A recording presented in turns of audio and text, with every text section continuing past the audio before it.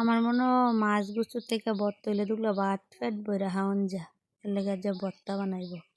তো এই তো দেখেন কত সুন্দর বৃষ্টির মেয়ে আইটা দুই বোন এক জায়গায় যাইতেছি গা, কই যাইতেছি গা আপনারা তো জানেন না কই। বিলাতি হজের পাতা আনতাম, কারণ বিলাতি হজের পাতাটা না দিলে গেলাম ভর্তা ভাল লাগে না। ভর্তা বানাইতে যাই এখনই বিলাতি হজের পাতা নেই। 5 মিনিট একটা দুই বোনে গেছি গা, এক জায়গায় বিলাতি হজের পাতা আছে হইন না হেন যাইয়া দিও মা আডো সমান পানি। কি সুন্দর বড় বড় হেক পাতা মাসাল্লাহ দিলে। চুরি বিদ্যা বড় বিদ্যা যদি না পড়ে দৌড়া দেন আমার বোনে হাবলায় কতলা পাতা উড়াই লইছে মাসাল্লাহ দিলে। পাতাটি এত সুন্দর দেহার মতো দেখেন গ্রানো পাতাটি। আর এটা কিন্তু আবার আমরা অরিজিনাল সুর মনে করেন না, এটা আমরা মামার বাড়িতে আনতাম গেছি, আমার আম্মুই কয়ে দিচ্ছে।